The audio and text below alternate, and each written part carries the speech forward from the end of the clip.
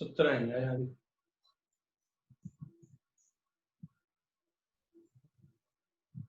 बाकी कहाँ रह गए भाई, बहुत थोड़े बच्चे आ रहे हैं, क्या बात है। बेटे आवाज आ रही है सबको? कोई अपनी unmute कर- यस सर। Yes sir. ठीक है।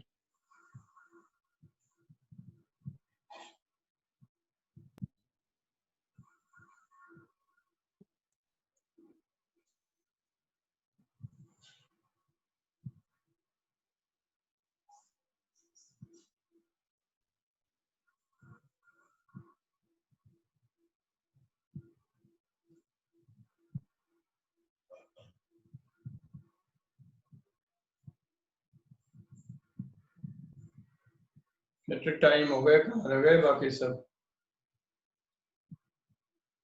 किसी को डाउट हो तब तक पूछ लो। सब जब ऑनलाइन जो आ रहे हैं उनको कोई अगर डाउट है किसी को तो पूछ लो बेटा। किसी को एक टॉपिक, सॉरी माइकोराइजा, माइकोप्लाज्मा बोल रहा हूँ, माइकोराइजा मैं बता देता हूँ एक बार आज, फिर बच जाएगा। लाइकेन और वायरस में किसी को कोई डाउट है? लाइकेन में, वायरस में, वायरवाइड में, प्रियन में किसी को कोई डाउट हो तो बोलो।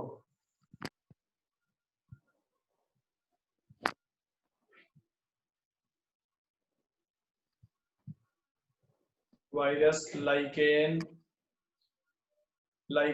वायरस, वायरवाइड, प्रियन, इसमें दिक्कत हो तो बोलो। माइकोराइजा मैं अभी बताऊंगा। मैं शुरू करने जा रहा हूँ, ठीक है। माइकोराइजा एक रह गया था, उसको मैं कवर कर देता हूँ पहले, फिर आगे के टॉपिक पे डिस्कस करते हैं। सुनाई दे रहा है सबको? कोई अनम्यूट करके बोलो। Yes sir. Yes sir. फिर मैं माइकोराइजा बता देता हूँ। एक छोटा सा टॉपिक है वो रह गया था, उसको मैं पहले फिनिश कर देता हूँ। माइकोराइजा होता क्या है? जिस तरह से बैक्टीरिया और साइनोबैक्टीरिया या एल्गी हायर प्लांट के साथ एक सिम्बायोटिक एसोसिएशन बनाते हैं, ये भी जिस तरह से बैक्टीरिया या साइनोबैक्टीरिया प्लस ये कह लो make symbiotic association, make symbiotic association. Sir साफ नहीं दिख रहा सर। हाँ सर साफ नहीं दिख रहा। अब दिख रहा है? Yes sir.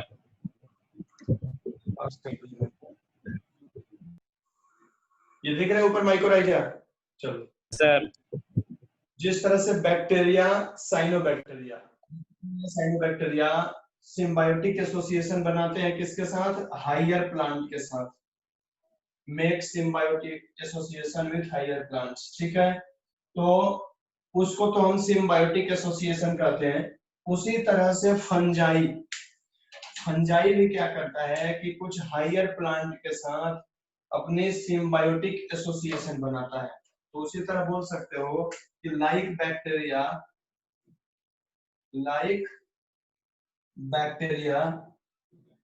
फंजाई ऑल्सो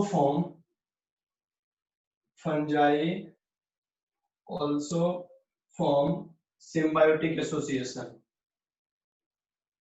अच्छा, सिम्बायोटिक को हम म्यूचुअलिज्म भी बोलते हैं। सिम्बायोटिक को हम म्यूचुअलिज्म भी बोलते हैं, म्यूचुअलिज्म विथ हायर प्लांट। तो जब एल्गी और ये कह लो कि बैक्टीरिया और साइनोबैक्टीरिया हायर प्लांट के साथ मतलब म्यूचुअलिज्म करते हैं तो उसको बोलते हैं हम सिम्बायोटिक एसोसिएशन। और वही काम अगर फंजाई करता है तो उस तरह के एसोसिएशन को हम क्या बोलते हैं? Mycorrhizal association. वही है like bacteria and like bacteria, fungi also form symbiotic या mutualism with higher plant. Symbiotic association कह सकते हो इसको, symbiotic association या mutualism with higher plant. Such relationship is called mycorrhizal. Such relationship is called mycorrhizal association. इसी को हम क्या बोलते हैं? mycorrhizal association बोलते हैं. फिर से सुन लो, इसको डिफाइन अगर करना हो तो डिफाइन ऐसे कर सकते हो कि when fungi form symbiotic association with higher plant then it is called mycorrhizal association. अगर आपके पास डेफिनेशन आ जाए लिखने के लिए कि डिफाइन mycorrhizal association, तो इसको इस तरह से लिख देना कि fungi form symbiotic association with higher plant, this phenomenon is called mycorrhizal association. एक चीज ध्यान रखना, जब बैक्टीरिया और साइनोबैक्टीरिया म्यूचुअलिज्म करेगा, म्यूचुअलिज्म का मतलब होता है कुछ फायदा देना और कुछ फायदा लेना, तो वो जो होगा बैक्टीरिया और साइनोबैक्टीरिया वो होगा के लिए, और वही अगर फंजाई ये काम कर रहा है तो माइकोराइजल एसोसिएशन जो होता है वो होता है फास्फोरस के लिए, ये याद रखना. सिम्बायोटिक एसोसिएशन जो होता है वो होता है नाइट्रोजन फिक्सेशन के लिए, और जो माइकोराइजल एसोसिएशन होता है वो होता है फास्फोरस के लिए. ये दोनों कंडीशन याद रखना इसकी.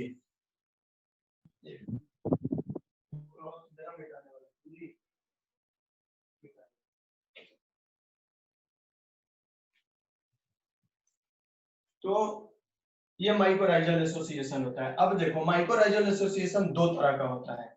एक माइकोराइजल एसोसिएशन जो जैसे अगर कोई प्लांट है उसका रूट्स है, तो अगर रूट के जैसे ये प्लांट है, ये रूट्स हो गया, अगर रूट्स के सरफेस पे फंजाई ग्रो कर रखा है, तो यानी कि अपर सरफेस पे है, एपिडर्मिस पे है, तो उस तरह के एसोसिएशन को हम बोलते हैं एक्टोट्रॉपिक माइकोराइजल एसोसिएशन. अगर इसकी सरफेस पे है माइकोराइजा इस तरह से, इसके चारों तरफ से मैंने जो नोट्स डाला था पीडीएफ में उसमें इसका डायग्राम मैंने दिखाया था, डाल दिया था डायग्राम. ये सरफेस पे होते हैं, पूरा डेंस होता है ये. तो इस तरह के एसोसिएशन को हम बोलते हैं, या इस तरह के माइकोराइजल एसोसिएशन को बोलते हैं हम ectotrophic mycorrhizal. Ectotrophic, ecto means होता है अबव, ट्रॉपिक यानी depend. It depend upper surface of roots. ठीक है. अगर यही माइकोराइजा ये क्या करेगा, दो फायदा होता है. एक क्वेश्चन आया था नीट में 2018 में, हाँ 18 का ही है, ये पूछ दिया था कि जो पाइनस होता है, पाइनस साइकस पाइनस, पाइनस जो होता है ये जिम्नोस्पर्मिक ट्री है. ठीक है. उसमें माइकोराइजल एसोसिएशन होता है. तो ये पूछ दिया था कि पाइनस की सीड पे, अगर पाइनस का सीड है जो कि जिम्नोस्पर्म है, इसमें सीड बनेगा, फ्रूट नहीं बनेगा, इसकी सीड के ऊपर माइकोराइजल एसोसिएशन से क्या बेनिफिट होता है, या अगर माइकोराइजल एसोसिएशन ना रहे इसके सीड के ऊपर तो क्या होगा. सीधा सही आंसर होगा कि ये जर्मिनेट नहीं करेगा. क्यों नहीं करेगा, ये देखो, जो ये फंजाई होते हैं सबसे ऊपर, ये फंजाई है जो रेड कलर का मैंने बनाया है माइकोराइजल, ये फंजाई है. फंजाई की जो माइसीलियम होती है, फंजाई अगर ये इस तरह से माइसीलियम है, तो इसकी माइसीलियम जो होती है फंजाई की वो हाइग्रोस्कोपिक होती है. Hygroscopic in the sense that it absorb water and moisture from atmosphere. ये क्या होती है, हाइग्रोस्कोपिक. हाइग्रो का मतलब ये होता है वाटर का एब्जॉर्प्शन करने वाला, मॉइस्चर एब्जॉर्ब करने वाला.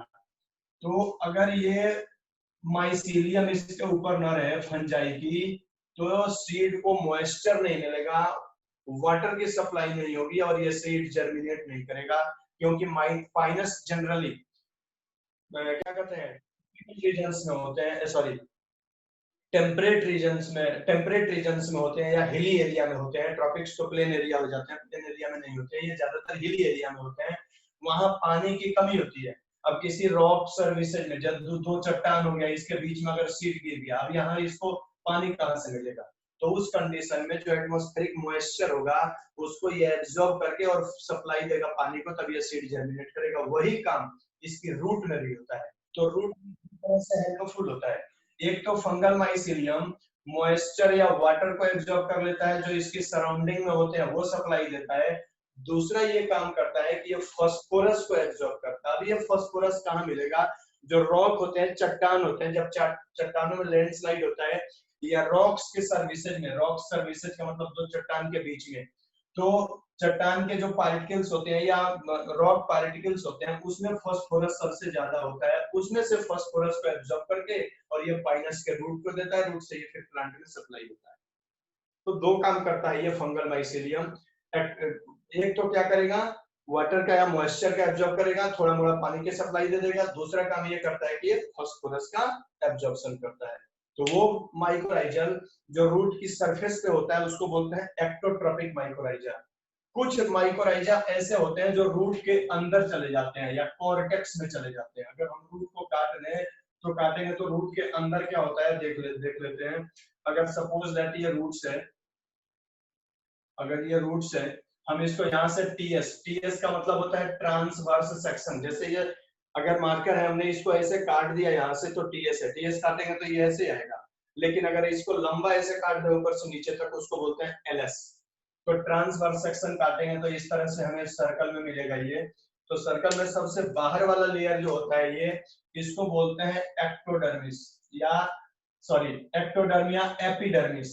एपिडर्मिस, इस एपिडर्मिस के अंदर जब जो लेयर होता है उसको बोलते हैं कॉर्टेक्स। कॉर्टेक्स सब अंदर एक और लेयर होता है उसको बोलते हैं एंडोडर्मिस। एंडोडर्मिस, इसी एंडोडर्मिस के अंदर इसके जाइलम होते हैं अलग, जो पानी की सप्लाई करते हैं रूट से ऊपर तक, और दूसरा फ्लेम होता है जो फोटोसिंथेटिक रीजन से लेके क्या आते हैं, तो प्रिपेयर्ड फूड को लेके आते हैं या सिंथेसाइज्ड फूड को लेके आते हैं रूट में सप्लाई देने के लिए। तो ये रूट के अंदर का पार्ट है, ये है जाइलम जो वाटर सप्लाई करता है, रूट से खींच के ऊपर ले जाता है।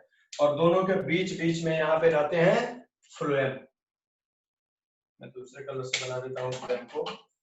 यहाँ पे बीच में रहते हैं इसके फ्लोएम, ये फ्लोएम है।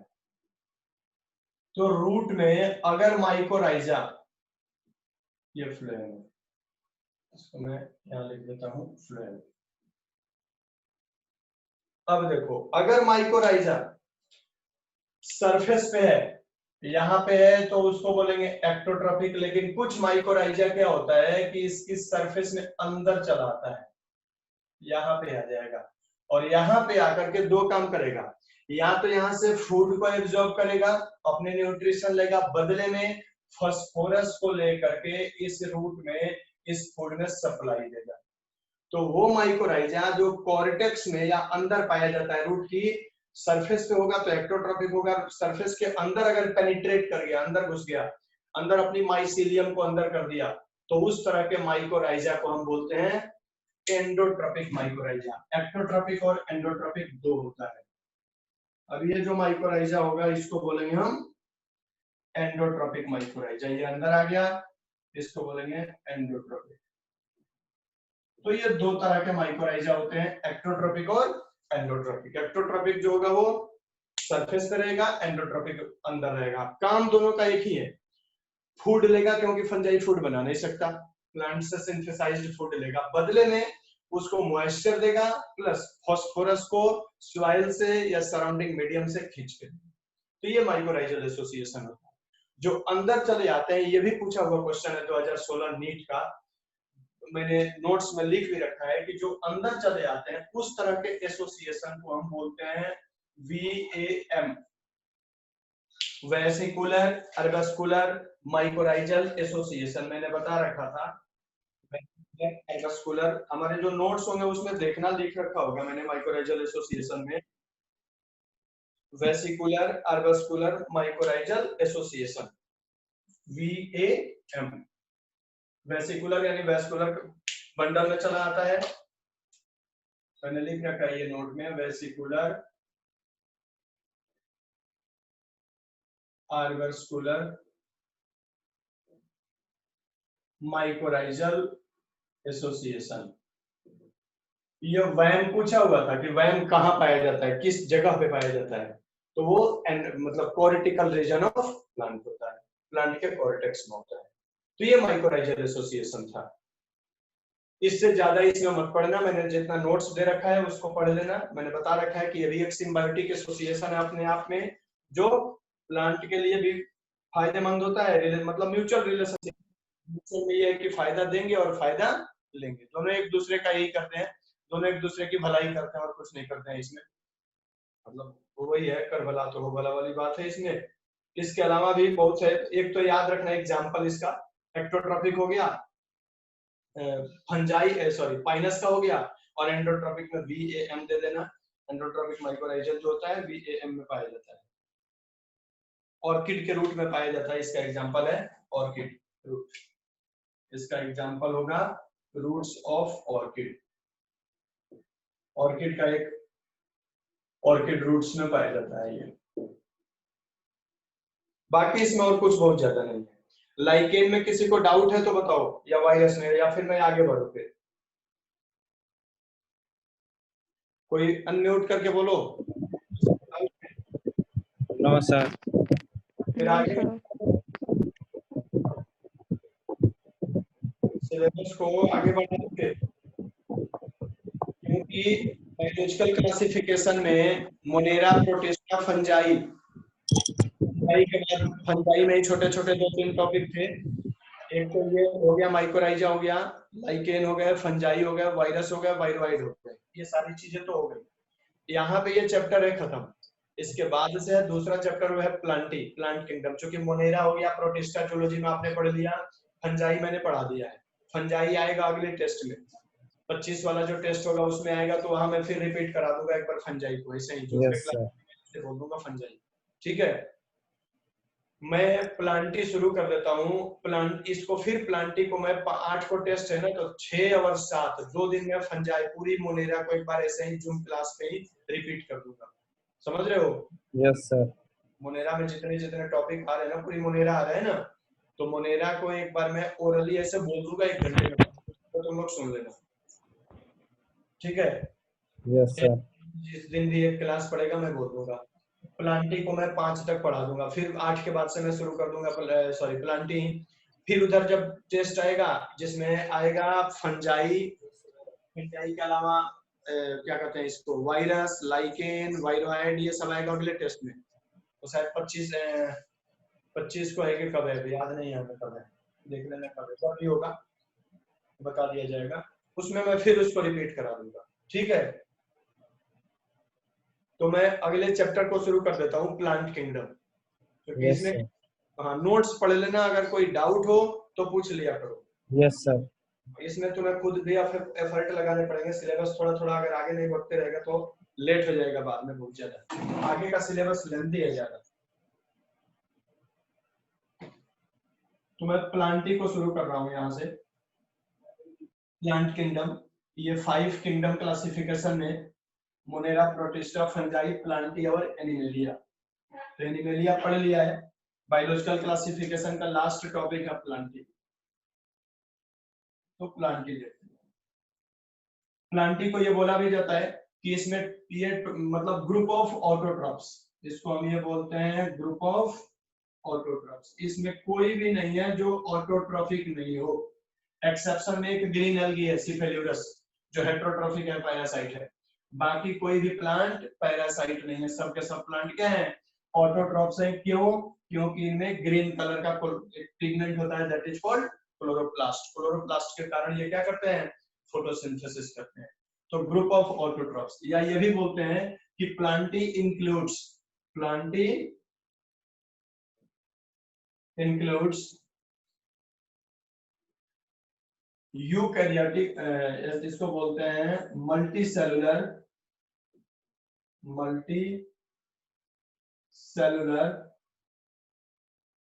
Eukaryotes, multicellular eukaryotes and autotrophs, multicellular eukaryotes autotrophs, ये मल्टीसेलुलर है, यूकैरियोट्स है, और क्या है, तो ऑटोट्रॉप्स है। प्लांटी को ये बोला जाता है। इस जब क्लासिफिकेशन दिया गया था प्लांट के लिए, तो शुरू में जो क्लासिफिकेशन था वो आर्टिफिशियल था, जिसमें कुछ मॉर्फोलॉजिकल कैरेक्टर बताया गया था। एनसीईआरटी में भी 3 चीजें दे रखी है, याद आ गया, मैं एक बार बता देता हूँ एनसीईआरटी वाली लाइन। एनसीईआरटी में तीन चीजें दे रखी है। एक तो दे रखा होगा आर्टिफिशियल सिस्टम ऑफ क्लासिफिकेशन, पता है सबको, जब बायोलॉजिकल क्लासिफिकेशन पढ़ाया गया होगा शुरू में तो पढ़े हो उसमें। Yes sir. आर्टिफिशियल सिस्टम, इसमें कुछ मॉर्फोलॉजिकल कैरेक्टर का आधार पर दिया गया था, कुछ ऐसे थे जिसमें मतलब ये बोला जाता है कि इसमें आर्टिफिशियल सिस्टम के इक्वल वेटेज टू वेजिटेटिव और सेक्सुअल कैरेक्टर को दिया गया था। यस सर पढ़े। आर्टिफिशियल सिस्टम लिनियस ने दिया था, पता है ये। Yes sir. चलो उसके बाद आया Yes, था sir. Natural system of classification. Natural system में बेंथम और हुकर ने दिया था, और बेंथम हुकर ने ये बताया था कि मतलब उन्होंने सिर्फ दो ही को वेटेज नहीं दिया। बेंथम हुकर ने जो अपना क्लासिफिकेशन दिया था उसमें हर चीज को, केवल एक्सटर्नल मॉर्फोलॉजी को ही नहीं दिया था, इंटरनल मॉर्फोलॉजी यानी इंटरनल एनाटॉमी, एम्ब्रियोलॉजी, फाइटोकेमिस्ट्री, ये सारी चीजों को इन्होंने इक्वल वेटेज दिया था बेंथम और हुकर ने। इसके बाद फाइलोजेनेटिक क्लासिफिकेशन के लिए इवोल्यूशनरी बेस्ड क्लासिफिकेशन है ये फाइलोजेनेटिक, इसको याद रखना। फाइलोजेनेटिक का मतलब evolutionary based classification, phylogenetic classification, तीनों को जरूर याद रखना भाई, एक नेचुरल, एक आर्टिफिशियल और तीसरा फाइलोजेनेटिक। मैं एक बार लिख देता हूं, एक है नेचुरल जिसको दिया था लिनियस ने, दूसरा आर्टिफिशियल जिसको दिया था बेंथम और हुकर ने, आपके उसमें एनसीईआरटी में लिख रखा है, पेज में बता दूं 30 नंबर पेज पे दे रखा है, 29 और 30 दोनों पेज पे दे रखा है, आर्टिफिशियल, और तीसरा है फाइलोजेनेटिक। फाइलोजेनेटिक क्लासिफिकेशन को हम इवोल्यूशनरी बेस्ड क्लासिफिकेशन कहते हैं। इवोल्यूशनरी बेस्ड कैसे है ये बताते हैं अभी। इवोल्यूशनरी बेस्ड क्लासिफिकेशन की स्टडी को हम क्या बोलते हैं, टैक्सोनॉमी। तो टैक्सोनॉमी जब दिया गया था तो तीन तरह का आया टैक्सोनॉमी। एक आया न्यूमेरिकल। न्यूमेरिकल में क्या किया गया कि सारे प्लांट के कैरेक्टर को कंप्यूटर बेस्ड प्रोग्राम में डाल दिया गया, प्लांट उसको कंप्यूटर ने उसको क्लासिफाई कर दिया, सिमिलर ग्रुप को एक जगह कर दिया, डिसिमिलर को एक जगह कर दिया। न्यूमेरिकल के बाद आया साइटोटैक्सोनॉमी। साइटोटैक्सोनॉमी में ये हो गया कि साइटोलॉजिकल कैरेक्टर जैसे क्रोमोसोम की मॉर्फोलॉजी, क्रोमोसोम का स्ट्रक्चर मॉर्फोलॉजी, सेल का स्ट्रक्चर मॉर्फोलॉजी। और तीसरा आया कीमोटैक्सोनॉमी। कीमोटैक्सोनॉमी में प्लांट से मतलब ऑब्टेन होने वाले प्रोडक्ट के आधार पर दिया गया। तो ये अलग अलग टैक्सोनॉमी की तीन क्लासेज है, इसको याद रखिएगा। ये खैर मैं नोट्स दूंगा जब प्लांटिक हाउस में, ये सारा मैं एक बार लिख दूंगा, ये नेचुरल, आर्टिफिशियल, फाइलोजेनेटिक, इवोल्यूशनरी सारा मैं लिख दूंगा। इवोल्यूशनरी पे कैसे बेस्ड है इसको मैं एक्सप्लेन करता हूं कि इवोल्यूशनरी है क्या या क्यों इसको दिया गया। एक्चुअल में जब मैंने बताया भी था कि जब अर्थ बनी थी तो अर्थ पे सबसे पहले, पूरी अर्थ शुरू में तो एक्वाटिक थी, सबसे पहले जो बने थे वो बने थे आर्ची बैक्टीरिया। इस अर्थ पे सबसे पहले बनने वाले जो ऑर्गेनिज्म थे वो थे आर्ची बैक्टीरिया। मैंने बताया था कि ये आर्ची बैक्टीरिया डेवलप होकर के, आर्ची बैक्टीरिया से ही डेवलप होकर क्या बने, यू बैक्टीरिया बने। मैंने बताया था कि यू बैक्टीरिया जब बने थे तो पूरी अर्थ एक्वेटिक थी, आर्ची बैक्टीरिया यू बैक्टीरिया के समय में। यू बैक्टीरिया में कुछ फोटोसिंथेटिक हो गए, कुछ जो थे चूंकि पूरी की पूरी अर्थ वाटरी थी तो कुछ जो बैक्टीरिया थे वो पानी की सरफेस पे थे और कुछ जो थे वो पानी के अंदर डूबे हुए थे। तो जो पानी के अंदर थे उनको लाइट मिलता नहीं था, जो पानी के सरफेस पे थे उनको ऊपर से सोलर रेडिएशन मिलता था। तो ये धीरे धीरे सोलर रेडिएशन को या सोलर लाइट को ट्रैप करने लगे। उस समय तो यूवी रेज भी आती थी क्योंकि ऊपर एटमॉस्फेयर में ओजोन लेयर था नहीं, तो उस लाइट के ऊपर ये धीरे धीरे डिपेंडेंट होते गए और यहीं से क्या हुआ, एक नया ग्रुप बना, दैट इज कॉल्ड साइनोबैक्टीरिया। ये इवोल्यूशनरी है। और वो जो पानी के अंदर डूब गए थे, इनको लाइट नहीं मिलता था, अभी ये क्या करते थे, दूसरे सेल का फाइगोसाइटोसिस करते थे। अच्छा, ऊपर से पानी का प्रेशर पड़ने के कारण ये राउंड या मतलब क्या करें, स्फेरिकल हो गए, पड़े हो गए, round thing has no any axis. अगर इधर प्रेशर पड़ेगा तो इधर घूम जाते थे, इधर पड़ता था तो इधर घूम जाते थे, ये गोल गोल गोल गोल घूमते रहते थे ताकि पानी का प्रेशर न पड़े इन सेल्स पे, गोल हो गए। आज के डेट में इसलिए एनिमल सेल देखना, प्लांट सेल अभी भी देखोगे तो इलिप्टिकल होता है या चपटा होता है, चौड़ा होता है, और जो एनिमल सेल होते हैं स्फेरिकल, राउंडेड या ओवल होते हैं अभी भी। सेल वॉल इसमें इसलिए बन गया कि नीचे से पानी का प्रेशर, ऊपर से एटमॉस्फेरिक प्रेशर, चारों तरफ से उस प्रेशर को रोकने के लिए प्लांट ने क्या कर लिया, सेल वॉल बना लिया। पानी के अंदर इनको एटमॉस्फेरिक प्रेशर मिला नहीं, राउंड राउंड घूमते चले गए जिसके कारण इनमें सेल वॉल की जरूरत नहीं पड़ी। दूसरे सेल के साथ स्टिक हो जाते थे, चिपक जाते थे, उसकी प्लाज्मा मेम्ब्रेन को अपने मतलब क्या करते हैं साइटोप्लाज्म जैसे स्टिक कर गया और उसकी कंटेंट को लेकर अपने अंदर ले लिया। तो इस तरह से इनमें फाइगोसाइटोसिस शुरू हो गया। तो यहीं से बने साइनोबैक्टीरिया और यूबैक्टीरिया। ये धीरे धीरे माइकोप्लाज्मा बनते बनते बाद में यहीं से यूबैक्टीरिया से ही नई ग्रुप बनी, दैट इज कॉल्ड एनीमेलिया। वही जो पानी के अंदर डूब गए, पानी के ऊपर जो थे ये तो बन गए प्लांटी, और जो पानी के अंदर रह गए ये बन गए एनीमेलिया। तो एनीमेलिया में फर्स्ट जो ग्रुप बना अमीबा लाइक बने थे बाद में, अमीबा यानी प्रोटोजोन्स बने। प्रोटोजोन्स के बाद पोरीफेरन, सिलेंट्रेटा, ये जितना हम लोग ग्रुप पढ़ते हैं एनिमल का उसी तरह से वो बने हुए हैं। प्रोटोजोन्स से ही पोरीफेरन से सिलेंट्रेट्स बने, सिलेंट्रेट्स से टिनोफोरन्स बने, टिनोफोरा से फिर क्या कहते हैं उसको, वो है ना टिनोफोरा, निडेरिया नहीं पहले तो प्लेटिया, हाँ टिनोफोरा से फिर प्लेटियलमंथिस, एस्केलमंथिस, एनिलिडा, आर्थ्रोपोडा, मोलस्का, इकाइनोडर्मेटा, ये सारे उसी तरह से बने हैं। इसको इवोल्यूशनरी क्लासिफिकेशन कहते हैं। उसी तरह से प्लांट में क्या हुआ कि साइनोबैक्टीरिया या ब्लू ग्रीन एल्गी, इस ब्लू ग्रीन एल्गी से थैलोफाइट्स बने या एल्गी। क्लासिफिकेशन जब हुआ तो ब्लू ग्रीन एल्गी फोटोसिंथेटिक थे और उसी से प्लांट का ग्रुप कैसे बना, अभी इसका सेल स्ट्रक्चर बना के बता देता हूं मैं। जो इस अर्थ पे सबसे पहले जो बने थे ऑटोट्रॉफिक ऑर्गेनिज्म जो बने थे वो थे साइनोबैक्टीरिया, बैक्टीरिया बने थे, या इसी को हम बोलते हैं ब्लू ग्रीन एल्गी। जो फर्स्ट ऑटोट्रॉफिक ऑर्गेनिज्म इस अर्थ पे बने थे, बेटा माइक म्यूट करके रखा करो।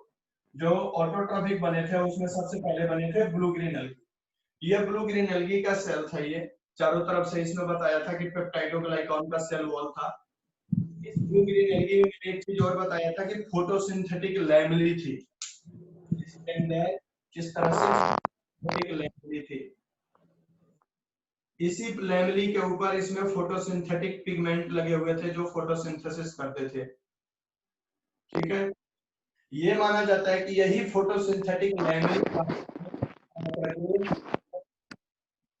बेटा माइक म्यूट रखा करो, बहुत ज्यादा नॉइज आ रहा है।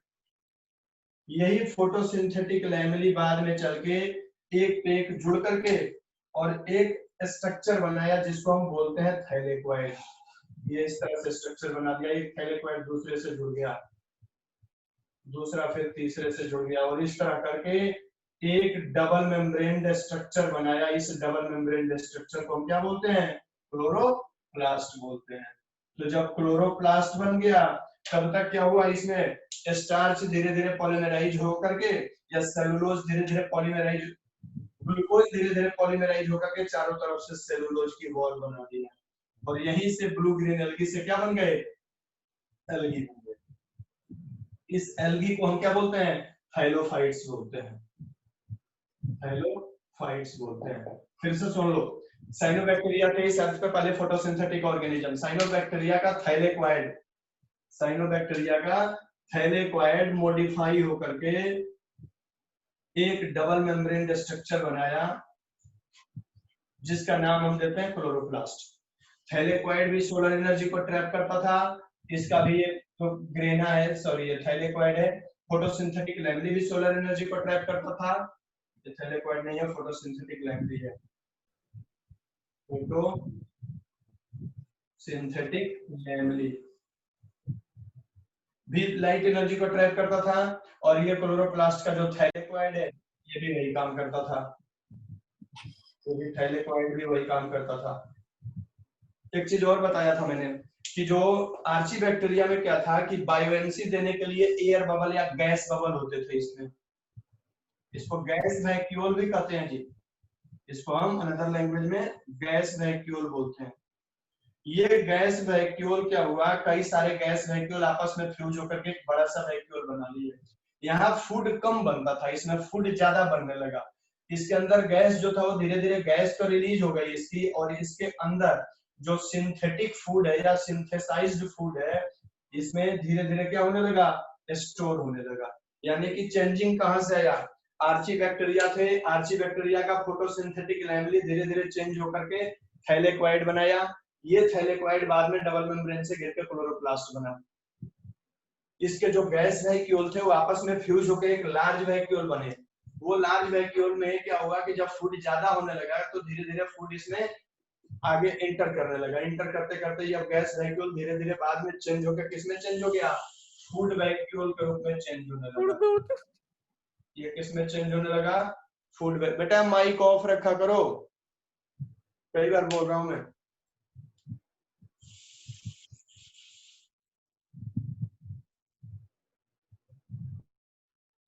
तो इसमें देखो क्या हुआ आगे, फिर आगे ये फूड वैक्यूल में चेंज होने लगा। अभी भी देखोगे तो प्लांट सेल जो होता है उसमें एक बड़ा सा वैक्यूल होता है। ये फूड स्टोर करते करते करते बहुत बड़ा हो गया, जिसके कारण न्यूक्लियस किनारे एक साइड में पेरिफेरल रीजन में चला गया। यानी कि यही साइनोबैक्टीरिया धीरे धीरे एल्गी में कन्वर्ट हो गया। थाइलोफाइट इसलिए कहते हैं क्योंकि इसमें root, stem, leaves, flower, fruit कुछ नहीं था। प्लांट बॉडी अनडिफरेंशिएटेड थी। अनडिफरेंशिएटेड होने के कारण इसको, थाइलस का मतलब होता है undifferentiated mass of cell. Cell का वो मास जो डिस्टिंग्विश नहीं हो, डिफरेंशिएट ना हो, उसको थाइलस बोलते हैं। इसलिए इसको फाइटोन मींस प्लांट, तो इसलिए इसको थाइलोफाइट्स बोला गया। अब क्या हुआ कि पूरी अर्थ जो थी एक्वेटिक थी, वाटरी थी। ये धीरे धीरे चेंजिंग कई सारे हुए, आगे बताएंगे वो भी चेंजिंग। धीरे धीरे ये थाइलोफाइट्स बाद में चेंज होते गए, और जब कुछ अर्थ के पानी कम होते गए और ड्राई लैंड बनता गया, तो यही थाइलोफाइट्स से बाद में ब्रायोफाइट्स बने। पढ़े होंगे इसको भी 9th में। और ज्यादा जब ड्राई लैंड हुआ तो ये ब्रायोफाइट धीरे धीरे अडेप्ट होकर के ड्राई लैंड में आने लगे, और यहीं से टेरिडोफाइट्स बने। टेरिडोफाइट्स बने। इसी टेरिडोफाइट्स से बाद में जिम्नोस्पर्म बने, और जिम्नोस्पर्म से आज में जो सबसे ज्यादा पाया जा रहा है प्लांट वो है एंजियोस्पर्म। तो इस तरह से इनका इवोल्यूशनरी क्लासिफिकेशन है या फाइलोजेनेटिक क्लासिफिकेशन है कि ये साइनोबैक्टीरिया से ही एल्गी बने हैं, या थाइलोफाइट्स या ब्लू ग्रीन एल्गी से एल्गी बने हैं। Green algae, brown algae, red algae जो भी बने हैं ब्लू ग्रीन एल्गी से बने हैं। क्योंकि ब्लू ग्रीन एल्गी के पिगमेंट, क्लोरोफिल होता है वो भी ग्रीन एल्गी में होता है। साइनिन, फाइकोएरिथ्रिन रेड एल्गी में होता है। थियोफाइसिन जो होता है वो ब्राउन एल्गी में होता है। इसी के रिलेटेड पिगमेंट होता है यहाँ पे। तो ये माना जाता है कि ब्लू ग्रीन एल्गी से ही green algae, brown algae, red algae बने, यानी एल्गी बने या थाइलोफाइट्स बने। जब ड्राई लैंड होने लगा, एक्वेटिक कंडीशन पूरी नहीं थी, मार्सी एरिया थी उस समय, वहां ब्रायोफाइट्स बने। ड्राई लैंड पे टेरिडोफाइट्स पहली बार बने, फिर जिम्नोआज एंजियो बने। ये कैसे बने आगे देखते हैं। तो इनकी, इसको बोलते हैं इवोल्यूशनरी या फाइलोजेनेटिक क्लासिफिकेशन, यानी कि इवोल्यूशनरी बेस्ड क्लासिफिकेशन है। अब इनमें कैरेक्टर क्या क्या बना ये देखते हैं। कैरेक्टर के आधार पर बनते गए। अभी हमने बताया कि जो थैलोफाइट्स थे, ब्लू ग्रीन एल्गी तो फिलामेंटस थे। ब्लू ग्रीन, वैसे एल्गी भी फिलामेंटस होते हैं। अगर ब्लू ग्रीन एल्गी की बात करें तो इस तरह से ब्लू ग्रीन एल्गी होते हैं। एक बार प्लांट क्लासिक इनका स्ट्रक्चर बना के बता देता हूं मैं। ये ब्लू ग्रीन एल्गी का सेल है। ये धीरे धीरे फिलामेंटस एल्गी, बाद में मान लो ये ब्लू ग्रीन एल्गी है। जब ये ग्रीन एल्गी में चेंज हुए, ब्लू ग्रीन एल्गी से जब ये ग्रीन एल्गी में चेंज हुए, तब देखो इनकी बॉडी कैसी बन गई। ग्रीन एल्गी पढ़े होगे तुम लोग। ग्रीन एल्गी में जैसे स्पाइरोगाइरा है, स्पाइरोगाइरा तो इसी की तरह मिलता जुलता है। इस तरह से सेल होता है स्पाइरोगाइरा का। देखने में भी फिलामेंटस ही लगता है, फिलामेंटस होता ही है, लगता नहीं है, होता है स्पाइरोगाइरा फिलामेंटस। इसके अंदर क्लोरोप्लास्ट होते हैं इस तरह से, स्पाइरल क्लोरोप्लास्ट उसको बोलते हैं। कुछ ग्रीन एल्गी जो होते हैं वो देखने में प्लांट लाइक होते हैं। कुछ तो जैसे क्या कहते हैं उसको, यूनिथ्रिक्स है, फिलामेंटस होता है, वो भी देखने में इसी की तरह लगता है। वो भी मतलब ब्लू ग्रीन एल्गी की तरह लगता है, उसके सेल्स हैं ये। कुछ एल्गी, ग्रीन एल्गी जो थे, जैसे कारा हो गया, ये इस तरह से देखने में लगते थे कि ये ग्रीन प्लांट है कोई ना कोई। मतलब ब्लू ग्रीन एल्गी से जो एल्गी के डिफरेंट क्लासेस बने, उनमें ऐसे ऐसे स्ट्रक्चर बनते गए जो इसी से मिलते जुलते थे। इसलिए माना जाता है कि ब्लू ग्रीन एल्गी से ही आगे के जितने एल्गल ग्रुप है वो बने हैं। अब एल्गल ग्रुप जैसे मान लो ये अभी हमने बताया, ये इस तरह से प्लांट एक बना, इसको कारा बोलते हैं। इस तरह से होता है इसकी सेल्स। आगे इसका स्ट्रक्चर डिटेल पढ़ाएंगे हम। कारा बना, ये इसी से धीरे धीरे ब्रायोफाइट्स बने। तो ब्रायोफाइट्स में जो शुरू के ब्रायोफाइट्स थे वो देखने में लगते थे कि एल्गी है। शुरू के ब्रायोफाइट्स जो थे वो एल्गी की तरह दिखते थे। एल्गी की तरह इनके कई सारे कैरेक्टर भी थे एल्गल लाइक। क्लोरोप्लास्ट भी एल्गल लाइक था, ये जब ब्रायोफाइट से टेरिडोफाइट बने तो कुछ कैरेक्टर टेरिडोफाइट के ब्रायोफाइट से मिलते हैं और कुछ जो है वो जिम्नोस्पर्म से मिलते हैं। इसको ये बोल लो कि जो बने हुए हैं ये पहले ब्लू ग्रीन एल्गी बने हैं। ब्लू ग्रीन एल्गी ये प्रोकैरियोट्स है, ध्यान रखना। ये भी बोला जाता है कि प्रोकैरियोट्स ही डेवलप होकर यूकैरियोट्स बने हैं, थैलोफाइट्स बने। थैलोफाइट्स या इसी को बोलते हैं हम एल्गी बोलते हैं। थैलोफाइट्स बने, थैलोफाइट्स डेवलप होके फिर यहाँ पे ब्रायोफाइट्स बने। ब्रायोफाइट्स जो थे वो डेवलप होकर के टेरिडोफाइट्स बने। टेरिडोफाइट्स डेवलप होकर के जिम्नोस्पर्म बने और जिम्नोस्पर्म डेवलप होकर के फिर लास्ट में एंजियोस्पर्म बने। अब कौन कौन कैरेक्टर मैच करते हैं ये देखो। जैसे blue green algae, blue green algae में जो फाइकोसाइलिन फाइकोइरिथ्रिन पिगमेंट था वो ब्लू ग्रीन एल्गी में भी था और एल्गी में भी था।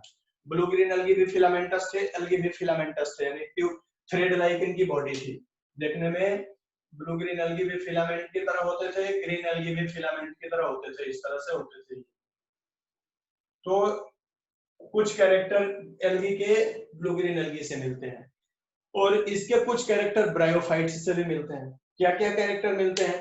तो ब्रायोफाइट्स की जो बॉडी, कुछ एल्गी ऐसे हैं जिनकी बॉडी दो पार्ट में डिफरेंशिएट होती है। जैसे ब्राउन एल्गी है, ब्राउन एल्गी की बात करेंगे तो इनकी ऊपर की प्लांट बॉडी इस तरह से होती है और नीचे की जो प्लांट बॉडी है वो इस तरह। इसको बोलते हैं, ऊपर वाले को, नीचे वाले को बोलते हैं होल्ड फास्ट, इसको बोलते हैं स्ट्रिप, इसको बोलते हैं होल्ड फास्ट। होल्ड फास्ट यानी कि ये पकड़ के रखता है किसी प्लांट को इसी से या सबस्ट्रेटम से, किसी न किसी चट्टान से ये जोड़ के रखता है, होल्ड फास्ट बोलते हैं इसको। बीच वाले को बोलते हैं स्ट्रिप और ऊपर वाले को बोलते हैं लेमाइना। ये फोटोसिंथेसिस करता है। फोटोसिंथेसिस के बाद इसमें से एक ट्यूबुलर स्ट्रक्चर होती है जो जाइलम फ्लोएम तो नहीं होती है लेकिन जाइलम फ्लोएम की तरह, जाइलम की तरह नहीं, फ्लोएम की तरह फूड लेकर नीचे आती है। होल्ड फास्ट जिस तरह से प्लांट को रूट एक जगह जमा करके रखता, पकड़ के रखता है, होल्ड फास्ट पकड़ के रखता है। स्ट्रिप जो होता है इसको सीधा रखने में मदद करता है, जिस तरह प्लांट का स्टेम प्लांट को सीधा रखने में मदद करता है, स्ट्रिप सीधा रखने में मदद करता है। लेमाइना फोटोसिंथेटिक होती है, प्लांट के ऊपर लीफ फोटोसिंथेटिक होती है, ये भी फोटोसिंथेटिक होती है। तो थैलोफाइटा में जो ब्राउन एल्गी है, रेड एल्गी है, उनमें इसी तरह के स्ट्रक्चर होते हैं। ब्रायोफाइट्स में भी ऐसे ही स्ट्रक्चर होते हैं। ब्रायोफाइट्स की अगर स्ट्रक्चर देखा जाए तो इस तरह से ब्रायोफाइट्स होते हैं कुछ, जैसे मॉस हो गया, मॉस के जो प्लांट होते हैं ब्रायोफाइट्स है ये, इस तरह से इसके फोटोसिंथेटिक स्ट्रक्चर होते हैं।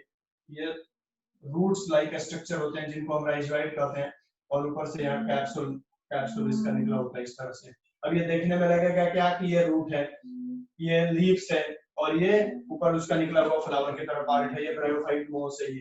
तो अब रूट की तरह ये राइजोइड की तरह फंक्शन कर रहा है, ये लीफ की तरह यानी लेमाइना की तरह फंक्शन कर रहा है।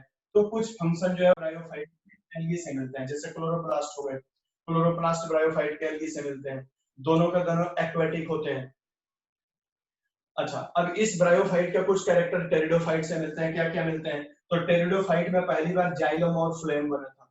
ब्रायोफाइट में ये ट्यूब के रूप में होता है जिसको ट्रैकी बोलते हैं, जो फूड का और वाटर का कंडक्शन करता है। टेरिडोफाइट्स और ब्रायोफाइट्स, कुछ टेरिडोफाइट भी एक्वेटिक होते हैं, कुछ टेरिडोफाइट ड्राई लैंड पे होते हैं। तो ब्रायोफाइट भी दोनों है, कुछ ब्रायोफाइट एक्वेटिक होते हैं, कुछ ब्रायोफाइट ड्राई लैंड पे होते हैं। तो ये माना जाता है कि ब्रायोफाइट्स के कुछ कैरेक्टर थैलोफाइट से मिलते हैं और कुछ कैरेक्टर टेरिडोफाइट से मिलते हैं। इसलिए बोलते हैं कि bryophyte is connecting link between thallophyte and pteridophyte, दोनों के बीच का कनेक्टिंग लिंक हो जाता है ये। अब टेरिडोफाइट जो हुए ड्राई लैंड पे उग तो गए, लेकिन इनमें अच्छा एक चीज और भी है, इनमें थैलोफाइटा में root stem leaf flower fruit differentiate नहीं था, इसलिए थैलोफाइट था। ब्रायोफाइट में पहली बार डिफरेंशिएट हुआ अंडर द ग्राउंड और अबव द ग्राउंड पार्ट, लेकिन जाइलम फ्लोएम नहीं बना। इसमें पहली बार ट्रैकी, टेरिडो का मतलब होता है ट्रैकी, पहली बार इसमें जाइलम और फ्लोएम बना था। अब वो जाइलम फ्लोएम धीरे धीरे ये टेरेस्ट्रियल लैंड पे डेवलप होते गए। इनकी लीव्स देखने में और जिम्नोस्पर्म की लीव्स, दोनों की लीव्स देखने में सेम होती है। टेरिडोफाइट भी मतलब जीरोफिटिक नेचर के कुछ हैं, कुछ एक्वेटिक हैं। जिम्नोस्पर्म में भी कुछ जीरोफिटिक नेचर के हैं, कुछ एक्वेटिक हैं। तो टेरिडोफाइटा के कुछ कैरेक्टर ब्रायोफाइट से मिलते हैं और कुछ कैरेक्टर जिम्नोस्पर्म से मिलते हैं। तो इसलिए टेरिडोफाइट को ये बोला जाता है कि connecting link between gymnosperm and bryophytes. तो टेरिडोफाइट इन दोनों में एक दूसरे से लिंक है ये, इसीलिए तो इवोल्यूशनरी बोलते हैं कि इसके बाद ये इवॉल्व हुआ। अब जिम्नोस्पर्म में क्या थे, फ्लावर, इनमें पहली बार रूट स्टेम, रूट बना, सॉरी जाइलम फ्लेम बना, इसने पहली बार नया कैरेक्टर बना, वो क्या बना, तो फ्लावर बना और सीड बना, इसलिए इसको स्पर्मेटोफाइटा कहते हैं। सीड बना इसमें पहली बार, टेरिडोफाइटा में सीड नहीं था, लेकिन जाइलम फ्लेम दोनों में थे। दोनों के जाइलम जो होते हैं 4 कंपोनेंट होते हैं, आगे बताएंगे इसको एनाटॉमी में, पढ़े होंगे तुम लोग भी, tracheids, vessels, xylem parenchyma, xylem fibre. इनमें से वेसल्स जो होता है टेरिडोफाइट और जिम्नोस्पर्म दोनों का जाइलम में नहीं होता है। फ्लोएम में भी 4 कंपोनेंट होते हैं, sieve tube, companion cell, phloem fibre और फ्लोएम पैरेन्काइमा। इन दोनों के फ्लोएम में कंपेनियन सेल्स नहीं होती है, सिर्फ सीव ट्यूब होते हैं। तो इस तरह से कई कैरेक्टर हैं जो दोनों का मैच करते हैं। ये जिम्नोस्पर्म ही बाद में इवॉल्व होकर एंजियोस्पर्म बने, यानी कि इसमें flower, fruit, root, stem, leaf, flower, fruit हर चीजें डेवलप थी। तो इसमें वेल डेवलप कैरेक्टर बन के आया। जिम्नोस्पर्म का कैरेक्टर क्या था कि दोनों में सीड बना था। दूसरा एडवांस कैरेक्टर क्या था इसमें कि फ्रूट्स बना था। तो इसलिए जिम्नोस्पर्म को ये बोलते हैं कि connecting link between pteridophytes and angiosperm. अभी जो सबसे मोस्ट रिसेंट, मोस्ट डेवलप्ड जो प्लांट है वो एंजियोस्पर्म है। जिसमें भी फूल लगा हो, फ्रूट बने, तो वो एंजियोस्पर्म है, इसमें फ्रूट नहीं बनेगा। तो इस तरह से देखा जाए तो 5 कैरेक्टर हुए, वो 5 कैरेक्टर को डिस्टिंग्विश करते हैं। कौन कौन से कैरेक्टर हुए, जो पांचों प्लांटी के पांचों ग्रुप में पाया जाता है, और इसीलिए इस जितने इस अर्थ पे प्लांट है उनको 5 कैटेगरी में बांट दिया गया। कौन कौन से हैं, तो एक कैटेगरी है इसका थैलोफाइटा, थैलोफाइटा,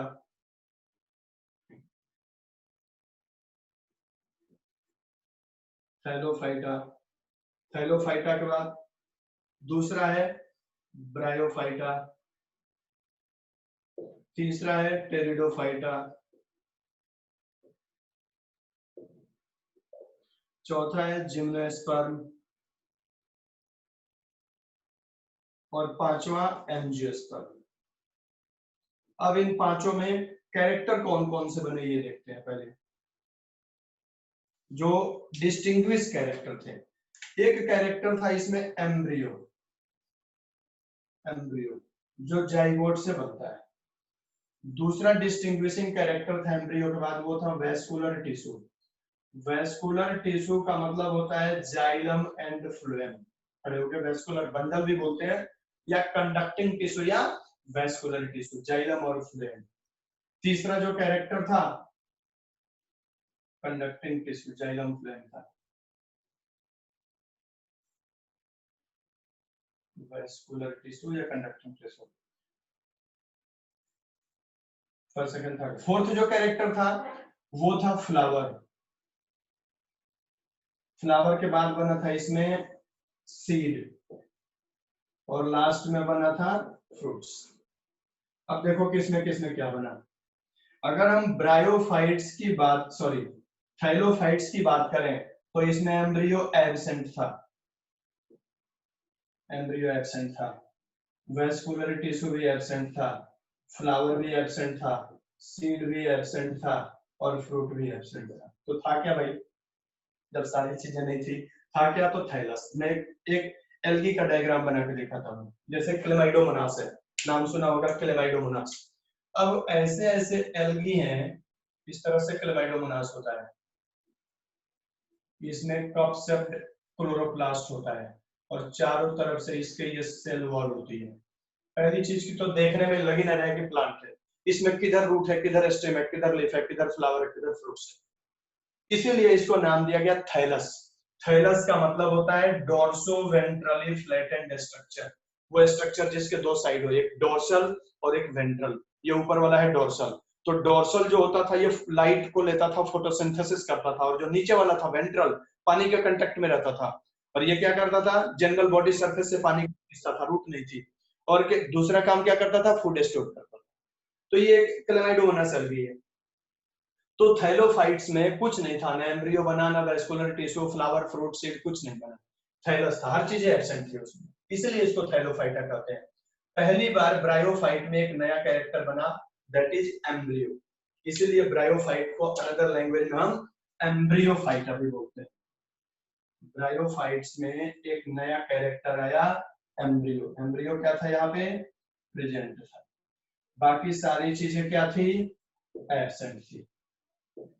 इसीलिए ब्रायोफाइटा को हम अनदर लैंग्वेज में क्या बोलते हैं? एम्ब्रियोफाइटा। एक नया कैरेक्टर बन गया है। टेरिडोफाइट की बात करते हैं। टेरिडोफाइट में अब ब्रायोफाइट से ही एम्ब्रियो, क्योंकि ब्रायोफाइट से ही एम्ब्रियोफाइट बने हैं, तो एम्ब्रियो ब्रायोफाइट में भी था।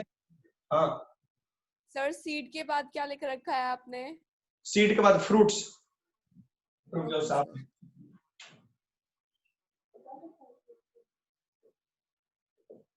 फ्रूट्स,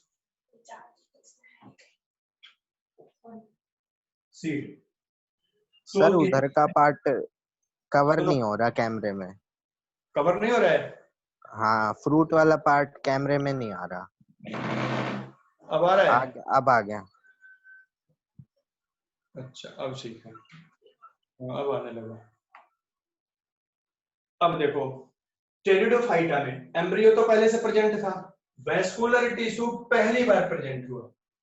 वैस्कुलर टिश्यू पहली बार प्रेजेंट हुआ, लेकिन ना तो फ्लावर था, फ्लावर भी एब्सेंट था, फ्रूट भी एब्सेंट था, सीड भी एब्सेंट था, हर चीज एब्सेंट थी। जिम्नोस्पर्म की बात करते हैं। जिम्नोस्पर्म में अब एम्ब्रियो चूंकि ब्रायोफाइट से ही चला रहा है, ब्रायोफाइट में एम्ब्रियो प्रेजेंट था तो ब्रायोफाइट से टेरिडो बना तो टेरिडो में भी आया, टेरिडो से जिम्नो बना तो जिम्नो में भी आया, यहाँ भी प्रेजेंट था। अच्छा, वेस्कुलर टिश्यू जब टेरिडो से बना और टेरिडो ही डेवलप होकर जिम्नो बना तो वेस्कुलर टिश्यू यहाँ भी प्रेजेंट आया। इसमें एक नया कैरेक्टर आया, नया कैरेक्टर ये आया कि इसमें पहली बार क्या बना? तो फ्लावर बना, और क्या बना? तो सीड बना, लेकिन फ्रूट एब्सेंट था। और जिम्नोस्पर्म एक ऐसा प्लांट है जिसमें हर चीजें प्रेजेंट होती है। मैं प्लस लिख देता हूं, हर चीजें प्रेजेंट थी, हर चीजें प्रेजेंट थी। एब्सेंट पे ऐसे माइनस लगा दिया करो, प्रेजेंट को प्लस लगा दिया करो, समझ में आ जाएगा। अब इसमें क्वेश्चन ये पूछ देता है कई बार कि पहली बार एम्ब्रियो किस प्लांट ग्रुप में डेवलप हुआ? ब्रायोफाइट में डेवलप हुआ। पहली बार वेस्कुलर टिश्यू किस में डेवलप हुआ? टेरिडोफाइट में डेवलप हुआ। पहली बार सीड किस में बना या मतलब फ्लावर किस में बना? तो जिम्नोस्पर्म में बना। पहली बार फ्रूट किस में बना? तो एंजियोस्पर्म में बना। जिम्नोस का मतलब होता है नेक्ड, स्पर्मा मींस सीड, तो वो प्लांट जिसके सीड नेक्ड हो, जैसे साइकस अगर है तो साइकस में इस तरह से होता है ये मेगास्पोरोफिल, इस तरह से, और इसके ये सीड होते हैं इसी तरह लगे रहते हैं, इसमें नेक्ड सीडेड बोलते हैं इसको जिम्नोस्पर्म को, यानी फ्रूट से कवर नहीं होती है। क्यों? क्योंकि इसमें ओव्यूल जो होते हैं ओवरी वाल से कवर नहीं होते। खैर ये आगे सारी चीजें बताएंगे। एंजियोस मींस होता है कवर्ड, स्पर्मा मींस सीड। जो एंजियोस्पर्म होता है उसके सीड चारों तरफ से फ्रूट से कवर्ड होते हैं, इसलिए इसका नाम दिया गया एंजियोस्पर्म। तो ये 5 प्लांट के ग्रुप थे और ये 5 कैरेक्टर थे। इसी 5 कैरेक्टर के आधार पर प्लांट ग्रुप को डिफरेंशिएट किया गया है। अब अगर हम थैलोफाइटा में एम्ब्रियो होता क्या, उसको डिस्टिंग्विश करके देखते हैं। ये नोट कर रहे हो? नोट कर रहे हो तो रुक जाऊंगी, मिटा दूं। ये सारा प्रेजेंट लिखा है मैंने, सब चीजें प्रेजेंट थी एंजियोस्पर्म में, इसलिए मोस्ट डेवलप्ड प्लांट है। Yes sir.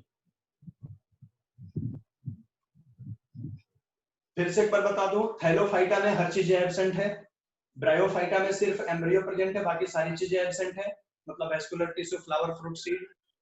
टेरिडोफाइटा में टेरिडो तो बता दिया कि एम्ब्रियो भी प्रेजेंट है और वेस्कुलर टिश्यू भी प्रेजेंट है, फ्लावर, सीड और फ्रूट एब्सेंट है। जिम्नोस्पर्म में एम्ब्रियो, वेस्कुलर टिश्यू, फ्लावर और सीड प्रेजेंट है, सिर्फ फ्रूट एब्सेंट है। और एंजियोस्पर्म में सारी चीजें प्रेजेंट होती है, embryo, vascular tissue, flower, seed, fruit, इसलिए इसको तो हम developed plant on this land बोलते हैं। और ऊपर के मतलब इस ऊपर के 4 क्लास को बोलते हैं लोअर प्लांट और इसको बोलते हैं हायर प्लांट। हायर प्लांट अगर एक्चुअल देखा जाए तो एंजियोस्पर्म है, बाकी थैलो, ब्रायो, टेरिडो, जिम्नो अनडेवलप्ड है या लोअर प्लांट कहे जाते हैं। क्यों कहे जाते हैं? तो सबसे बड़ा एग्जांपल तो ये हो गया कि इनमें थैलोफाइटा में embryo, vascular tissue, flower, seed, fruit कुछ नहीं है, ब्रायोफाइटा में सिर्फ एम्ब्रियो है, बाकी सारी चीजें एब्सेंट है। टेरिडो में एम्ब्रियो वैस्कुलर टिश्यू को छोड़ के बाकी चीजें एब्सेंट है। जिम्नो में भी हर चीज में कुछ ना कुछ एब्सेंट है। इसके अलावा जिम्नोस्पर्म जो होते हैं इनकी जाइलम अभी बताया था, टेरिडो और जिम्नोस्पर्म के जाइलम में चारों कंपोनेंट नहीं होते हैं, 3-3 कंपोनेंट होते हैं। अगर जाइलम है, ये सारी चीजें लिखवाएंगे आगे जब ये ग्रुप पढ़ेंगे तो उसमें सारी चीजें लिखवाएंगे। अगर जाइलम है तो उसके 3 ही कंपोनेंट है, ट्रैकिड्स है, xylem parenchyma, xylem fibre, vessels absent है। अगर फ्लेम है तो उसमें सिर्फ सिर ट्यूब है, कंपेनियन सेल्स नहीं है, xylem fibre flame fibre, flame parenchyma. तो कुछ ना कुछ एब्सेंट जरूर मिलेगी। एक एक्सेप्शनल मेंबर है जिम्नोस्पर्म का जिसका नाम है नेटम। जिम्नोस्पर्म का एक एक्सेप्शनल मेंबर है नेटम। हालांकि इसको पढ़ाएंगे जिम्नोस्पर्म तो बताएंगे। इसके जाइलम उसमें जाइलम में चारों कंपोनेंट होते हैं, लेकिन इसमें सीड जो होता है वो नेक्ड होता है, इसलिए इसको रख दिया जिम्नोस्पर्म। नहीं तो कई सारे कैरेक्टर नेटम के जिम्नो एंजियोस्पर्म से मिलते हैं, और इसीलिए बोलते भी हैं कि नेटम जो है वो कनेक्टिंग लिंक है जिम्नो और एंजियोस्पर्म। इसको सिर्फ जिम्नोस्पर्म में रखने का एक ही रीजन है, क्योंकि इसके सीड के ऊपर चारों तरफ फ्रूट नहीं होती है, सिर्फ और सिर्फ सीड होता है, यानी नेक्ड सीडेड होता है। तो ये 5 ग्रुप है। हम एक एक कैरेक्टर को डिस्क्राइब करते हैं कि ये है क्या कैरेक्टर। पहले एम्ब्रियो की बात करते हैं। एम्ब्रियो क्या होता है, कैसे बनता है?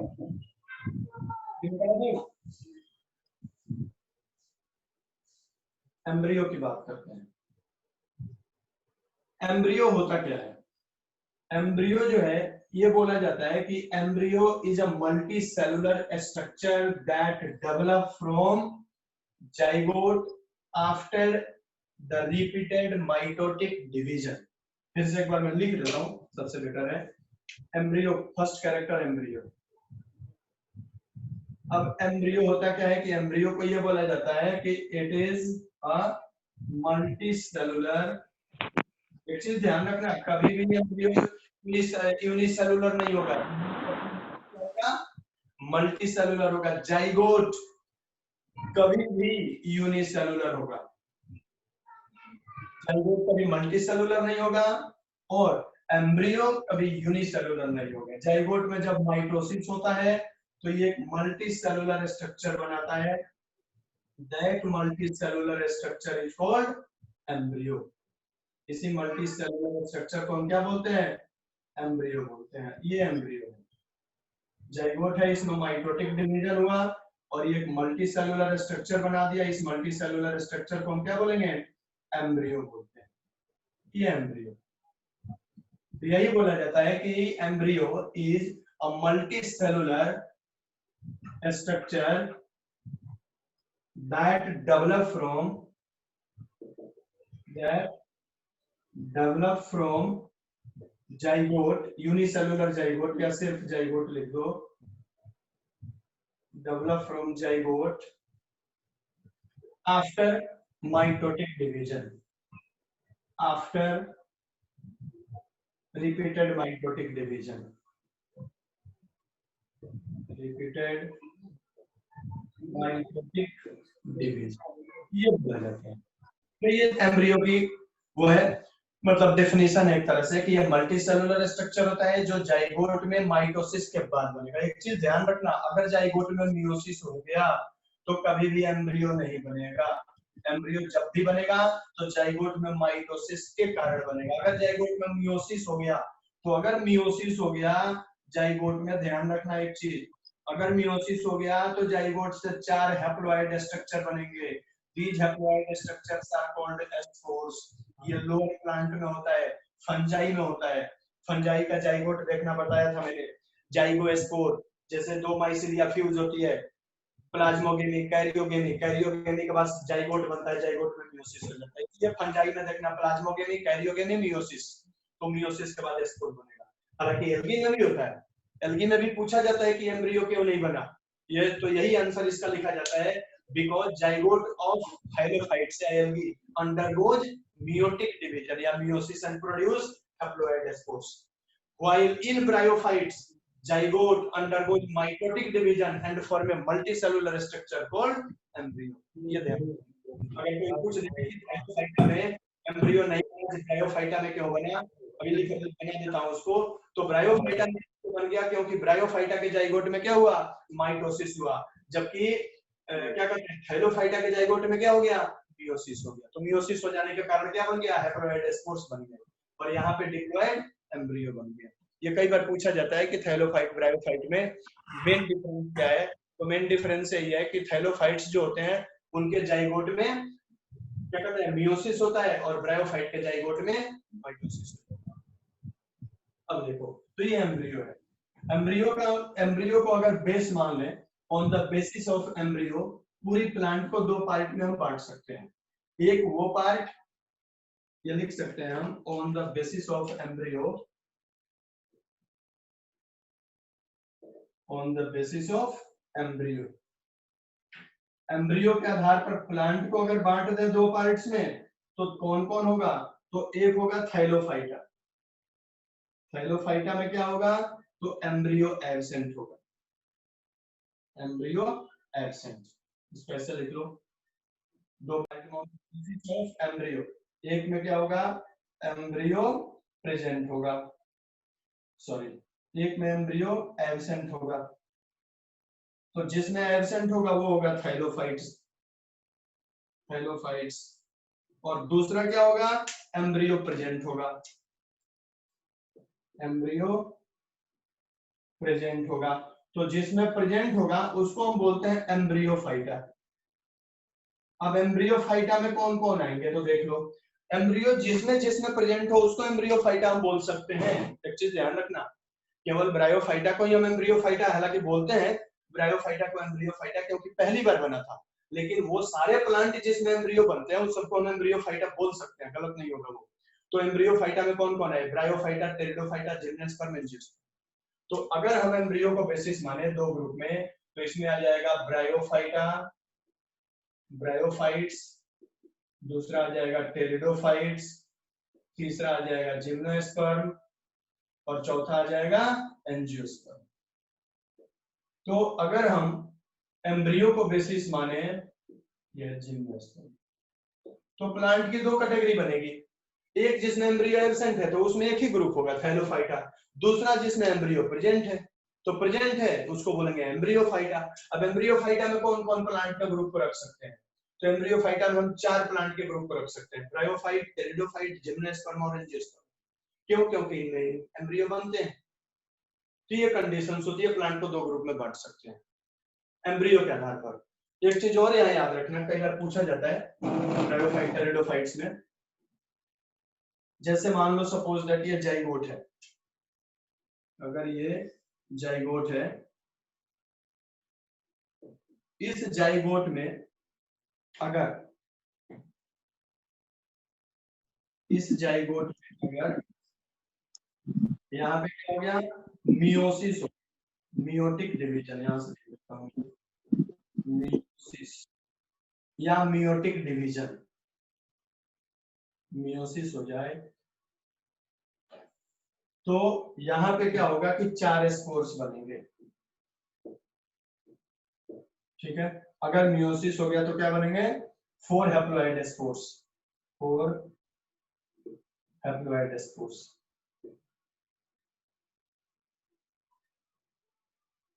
4 haploid spores. Each spore germinate, ये क्या स्पोर होगा, जर्मिनेट होगा, और जर्मिनेट होकर क्या करेगा, न्यू प्लांट बनेगा। उस तरह के प्लांट जो होगा वो थैलोफाइट्स होगा। इस तरह का प्लांट जो होता है वो क्या कहलाता है, थैलोफाइट्स। तो हम इसको बोलेंगे थैलोफाइट्स। न्यू प्लांट जो बनेगा वो क्या बनेगा, थैलोफाइट्स। यानी कि हम ये बोल सकते हैं यहाँ पे कि जो जाइगोट होता है थैलोफाइट्स का, उसके सॉरी, थैलोफाइट्स के प्लांट के जाइगोट में मियोसिस होता है, जिसके कारण 4 हैप्लॉइड स्पोर्स बनते हैं, और ये स्पोर्स जर्मिनेट होकर न्यू प्लांट बनाते हैं। अगर यही जाइगोट किसका है, ब्रायोफाइट्स का, या उसमें अगर माइटोसिस हो गया, तो अगर माइटोसिस हो गया तब देखो ये क्या बनेगा, इसमें क्या हो गया, माइटोसिस हो गया अगर, तो माइटोसिस होगा तो ये बनेगा मल्टी सेलुलर एम्ब्रियो, ये बनेगा मल्टी सेलुलर एम्ब्रियो।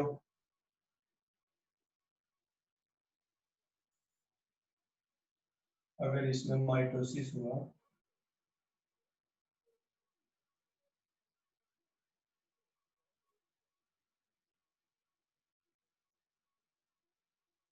तो ये मल्टी सेलुलर स्ट्रक्चर बना देगा जिसको हम बोलते हैं एम्ब्रियो। ठीक है, एम्ब्रियो बना। अब इस एम्ब्रियो से एक स्ट्रक्चर बनता है जिसको हम बोलते हैं स्पोरोफाइट। स्पोरोफाइट, और स्पोरोफाइट में होता है आगे जगह नहीं मिलेगा, मैं इसको थोड़ा सा ऐसे करके लिख देता हूं ऊपर करके। बना क्या, स्पोरोफाइट्स। इस स्पोरोफाइट्स में क्या हुआ, मियोसिस हुआ। इस स्पोरोफाइट में मियोसिस हुआ, और मियोसिस होकर फिर यहाँ पे क्या बना, हैप्लोइड स्पोर्स बन गए, और इस स्पोर्स से जर्मिनेट होके ये क्या बना दिया, न्यू प्लांट बना दिया, और ये न्यू प्लांट कहलाया ब्रायोफाइट्स। तो यही बोला जाता है कि जो ब्रायोफाइट्स होता है उसके जाइगोट में माइटोसिस होता है जिससे एम्ब्रियो बनता है। एम्ब्रियो से एक नया स्ट्रक्चर बनता है, उसको बोलते हैं स्पोरोफाइट। एम्ब्रियो भी 2n होता है। 2n मतलब देखो क्या होता है, कोई भी हैप्लोइड अगर गेमीट है, ध्यान रखना कभी भी, gametes and spores are always haploid because they produced by the process of meiosis। अगर किसी सेल में माइटोसिस होगा तो 2n से 2n बनेगा या n से n बनेगा, लेकिन अगर किसी सेल में मियोसिस होता है तो कभी भी अगर सेल 2n है मियोसिस होगा इसमें, तो ध्यान रखना इससे हैप्लोइड सेल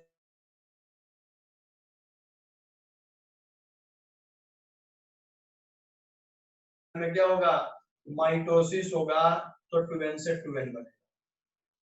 2n का मतलब क्या होता है, क्रोमोसोम नंबर। जैसे हम लोगों में 46 क्रोमोसोम नंबर है तो उसको 2n बराबर 46। n का मतलब होता है नंबर ऑफ क्रोमोसोम, 2 का मतलब होता है डिप्लॉयड या इवन नंबर। कोई भी ऑर्गेनिज्म होता है उसमें क्रोमोसोम नंबर इवन में होता है, अगर वो डिप्लॉयड है तो डिप्लॉयड यानी 2n। जब गेमिट बनते हैं तो वो कभी भी n बनते हैं। जैसे हम लोगों में 46 क्रोमोसोम है तो गेमिट में 23 आता है, लेकिन जब दो गेमिट आकर के 23 वाले आकर फ्यूज होते हैं तो ये फिर से कितने क्या हो जाते हैं, 46 हो जाते हैं। तो इसको भी n बोलेंगे, इसको n बोलेंगे, और जो 46 बन गया उसको क्या बोलेंगे, 2n बोलेंगे, यानी डिप्लॉयड जाइगोट बन गया। तो यहाँ भी वही कंडीशन है कि अगर जाइगोट है तो जाइगोट कभी भी होगा वो क्या होगा, 2n होगा, क्योंकि दो गेमिट के मिलने से बना है। गेमिट और स्पोर्स दोनों हैप्लोइड इसलिए होते हैं क्योंकि दोनों के दोनों मियोसिस से बनते हैं। अब दो जब हैप्लोइड सेल फ्यूज होगा आके जुड़ेगा, कभी भी डिप्लॉयड फ्यूज नहीं होते हैं, हैप्लोइड फ्यूज होते हैं। तो दो n मिलकर 2n बन गया। अब इस 2n में अगर मियोसिस हो गया तो ये फिर हैप्लोइड स्पोर्स बना देगा, नया प्लांट बन जाएगा, थाइलोफाइट होगा। और अगर इसमें माइटोसिस हुआ तो माइटोसिस के बाद 2n से फिर ये 2n बनेगा। स्पोरोफाइट भी 2n होता है, यानी ये जो पोर्शन हो गया, ये दोनों के दोनों पार्ट जो हो गया, ये क्या हो गया, स्पोर मतलब 2n हो गया, यानी डिप्लॉयड क्रोमोसोम नंबर है इनमें। इन डिप्लॉयड में फिर मियोसिस हुआ, फिर क्या बन गए, हैप्लोइड बन गए। हैप्लोइड ये स्पोर जर्मिनेट होगा, जर्मिनेट होकर फिर नया प्लांट बनेगा, नया प्लांट फिर हैप्लोइड होगा। तो ध्यान रहे, थैलोफाइट और ब्रायोफाइट में एक सिमिलरिटी है कि दोनों के दोनों का न्यू प्लांट जो बनता है वो किससे बनता है, स्पोर्स से बनता है। और जब स्पोर्स से बनेगा तो क्या होगा, ये भी हैप्लोइड होगा और थैलोफाइट भी हैप्लोइड होगा।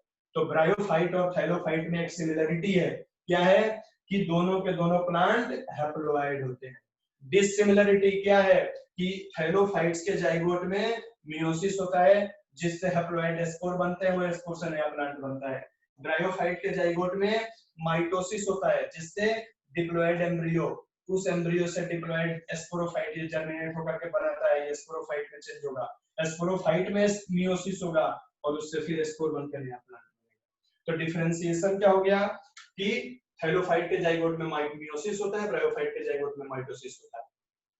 दूसरा डिफरेंस क्या हो गया, थैलोफाइट में एम्ब्रियो नहीं बनेगा, ब्रायोफाइट में एम्ब्रियो बनेगा। थैलोफाइट में स्पोरोफाइट नहीं बनेगा, ब्रायोफाइट में बनेगा।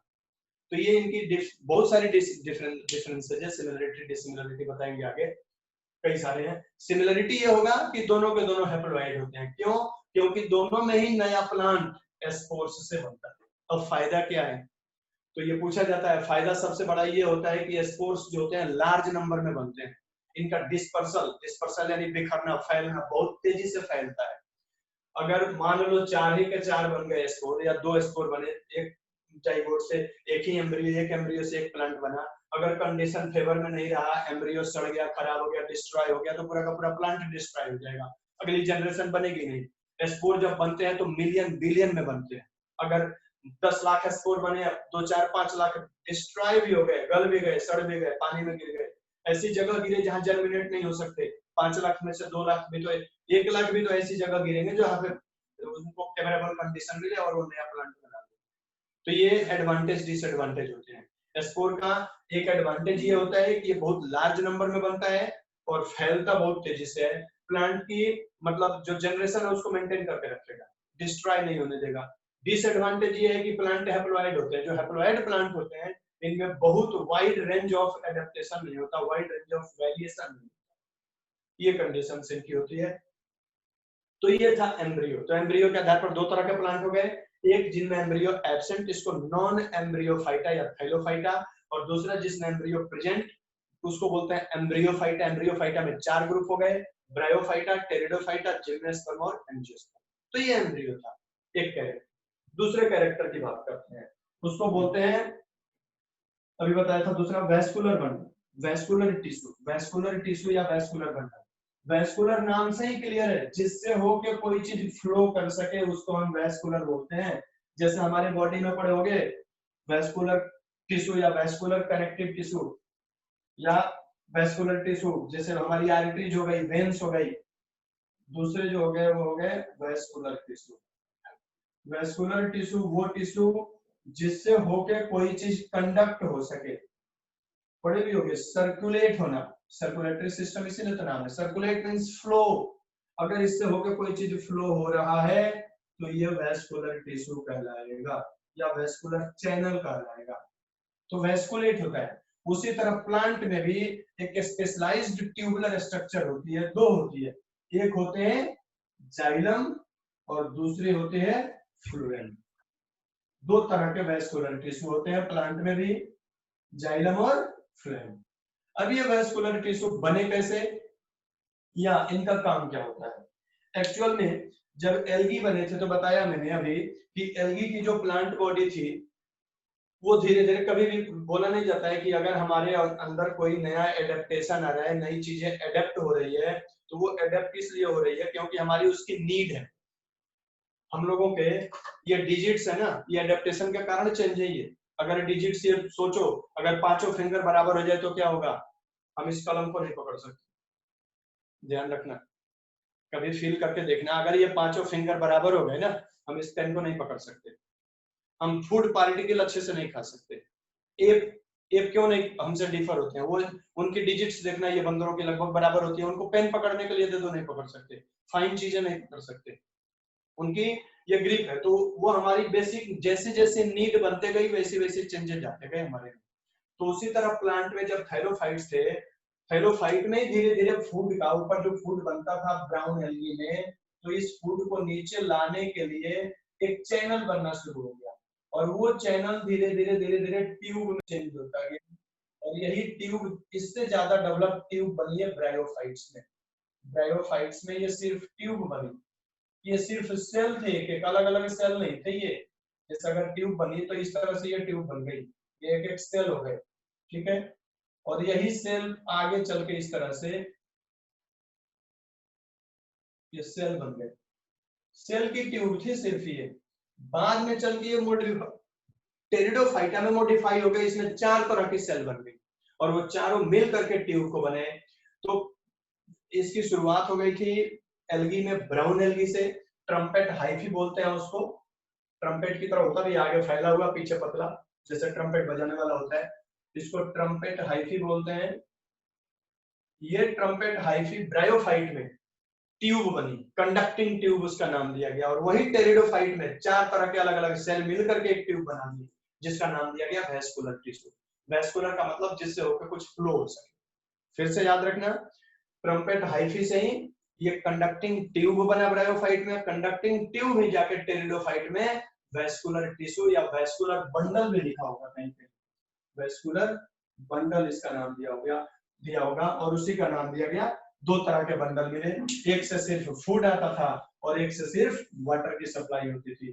तो जिससे फूड आता था वो फ्लेम नाम दिया गया, चूंकि सैफ होता है ग्रीक वर्ड है ये, जब नोट में पढ़ेंगे तो बताएंगे फ्लेम नाम क्यों दिया गया। और बाद में दूसरे का नाम जाइलम दिया गया। फाइन पोर होते हैं जाइलम के, फ्लेम के थोड़े मोटे पोर होते हैं। तो वेस्कुलर टिश्यू को अगर हम बेस माने तो यहाँ भी दो तरह के प्लांट हो जाएंगे हमारे पास, vascular on the basis of vascular tissue. तो वेस्कुलर टिश्यू में क्या होगा, एक में वेस्कुलर टिश्यू एब्सेंट होगा, वेस्कुलर टिश्यू एब्सेंट। अब एब्सेंट किस में होगा, और दूसरा होगा वो होगा वेस्कुलर टिश्यू, वीटी लिख देता हूं मैं, वेस्कुलर टिश्यू प्रेजेंट। अब देखो किसमें एब्सेंट किसमें प्रेजेंट है, तो एब्सेंट दो में है, एक है थाइलोफाइटा, एक है थाइलोफाइटा और दूसरा क्या है ब्रायोफाइटा। एक्चुअल जाइलम फ्लेम नहीं होता, ध्यान रखना। वेस्कुलर टिश्यू में और कंडक्टिंग ट्यूब में, ट्रम्पेट हाइफ में अंतर है। अब एक जैसे क्या हुआ कि हम एक पाइप बना दें, एक सिंगल सेल का ट्यूब बना दे, या कई सेल मिलकर के एक ट्यूब बना दे, और एक में डिफरेंट साइज के सेल मिलकर के ट्यूब बने। जैसे मान लो सपोज दैट ये ट्रैकेट्स हो गए, दूसरे के क्या हो गए, ये वेसल्स हो गए, ये वेसल्स हो गए, तीसरे ये जाइलम पैरेन्काइमा हो गया, ये जाइलम फाइबर हो गया। चार अलग अलग सब तरह के सेल मिलकर के तब एक टिश्यू को बना रही हैं, पढ़े भी होंगे। When different type of cell combine to form a single type of tissue, that type of tissue is called connective tissue। पढ़े होंगे कनेक्ट, जब अलग अलग तरह के सेल मिलकर के एक तरह के सेल मिलकर के अगर टिश्यू बनाए तो उसको सिंपल टिश्यू होती है, स्क्वामस की तरह होती है, जैसे पैरेन्काइमेटस मिलेगा प्लांट में। लेकिन जब अलग अलग तरह के सेल मिलकर के तब टिश्यूज को बनाए, मतलब कंजुगेटेड टाइप का बनाए, फंक्शन करे, तो वो वेस्कुलर टिश्यू की तरह हो जाते हैं, या ये कह लो कि कॉम्प्लेक्स टिश्यू उसको बोलते हैं। तो ये कॉम्प्लेक्स टिश्यू होता है। तो अगर कोई पूछ दे कि भाई जो ट्यूब बना था इसका जाइलम नाम क्यों नहीं दिया गया, इसलिए क्योंकि ये सिर्फ और सिर्फ सेल्स के एक अरेंजमेंट से बन गया, अलग अलग सेल्स अरेंज होकर के नहीं बनाई। और ये काम क्या करता था कि अकेले फूड का भी कंडक्शन करता था, वाटर का भी कंडक्शन करता था, डिफरेंशिएट नहीं थे फंक्शन, इसलिए इसका नाम जाइलम नहीं दिया गया। क्योंकि जाइलम का फंक्शन है कि सिर्फ वाटर का कंडक्शन करना, फूड का फंक्शन है कि सिर्फ फ्लेम का फंक्शन है कि सिर्फ फूड का कंडक्शन करना। और जो ट्यूब बने थे कंडक्टिंग ट्यूब, अकेले दोनों काम करते थे, इनडिस्टिंग्विश्ड फंक्शन था, इसलिए उसका नाम टिश्यूज नहीं दिया गया। तो इनमें दो कैटेगरी आ जाएगी, कौन कौन आ जाएगा, तो थाइलोफाइटा और ब्रायोफाइटा, जिसमें वेस्कुलर टिश्यू नहीं थे। और जिसमें प्रेजेंट थे उसमें कौन कौन आएगा, तीन आएगा। एक आएगा टेरिडोफाइटा, एक आएगा टेरिडोफाइटा, दूसरा आएगा जिम्नोस्पर्म, और तीसरा आएगा एंजियोस्पर्म। तो इस तरह से अगर हम वेस्कुलर टिश्यू को बेस मान ले तो दो कैटेगरी में प्लांट को बांटेंगे। एक कैटेगरी में आएगा जिसमें वेस्कुलर टिश्यू एब्सेंट, इसको बोलते हैं एट्रैकिएटा। जिसमें वेस्कुलर टिश्यू एब्सेंट होती है उसको एक नाम देते हैं हम atracheata. A means without, tracheata means vascular tissue, और जिसमें प्रेजेंट होती है उसको बोलते हैं ट्रैकिएटा। तो दो तरह के प्लांट हो गए, एक एट्रैकिएटा, एट्रैकिएटा में आएंगे दो, कौन कौन, तो ब्रायोफाइट और थाइलोफाइट्स और ब्रायोफाइट्स। ये पूछ देता है कई बार एट्रैकिएटा में कौन कौन ग्रुप है, या ट्रैकिएटा दूसरा, ट्रैकिएटा में कौन कौन ग्रुप होते हैं, तो टेरिडो, जिम्नो और एंजियो होते हैं। तो ये तीसरा कैरेक्टर था कंडक्टिंग टिश्यू या वेस्कुलर टिश्यू। इसके बाद आगे देखते हैं तीसरा, ये दूसरा कैरेक्टर था। तीसरा कैरेक्टर था वो था फ्लावर। फ्लावर था, सीड था, फिर फ्रूट था। फ्लावर देखो क्या होता है।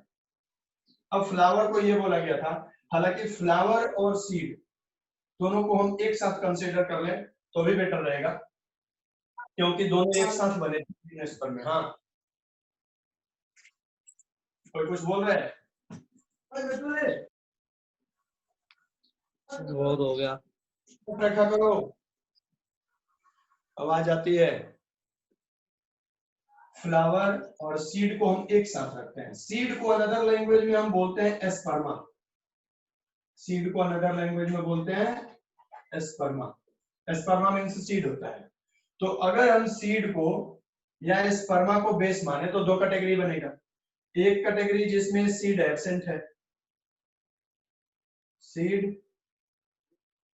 एब्सेंट है, इस तरह के ग्रुप को हम बोलते हैं नॉन एस्पर्मेटोफाइटा।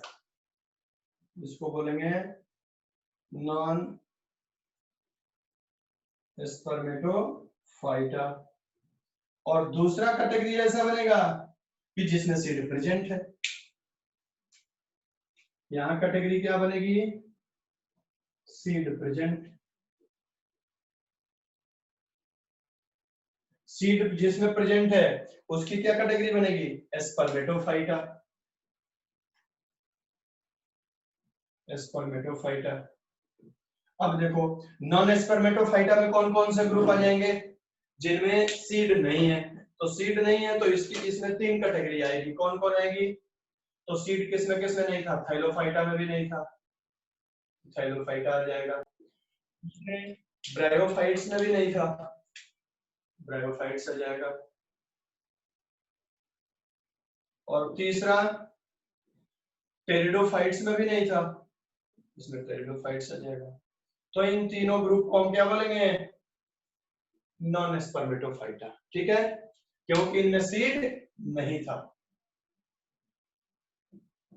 सीड नहीं था। दूसरा जो स्पर्मेटोफाइटा है इसमें दो कैटेगरी आएगी। कौन कौन आएगी? तो एक आएंगे जिम्नोस्पर्म, जिम्नोस्पर्म, और दूसरे आएंगे एंजियोस्पर्म। ये दो कैटेगरी जो होगी वो क्या होगी? स्पर्मेटोफाइटा की होगी। और तीन कैटेगरी जो होगी वो नॉन स्पर्मेटोफाइटा की हो जाएगी।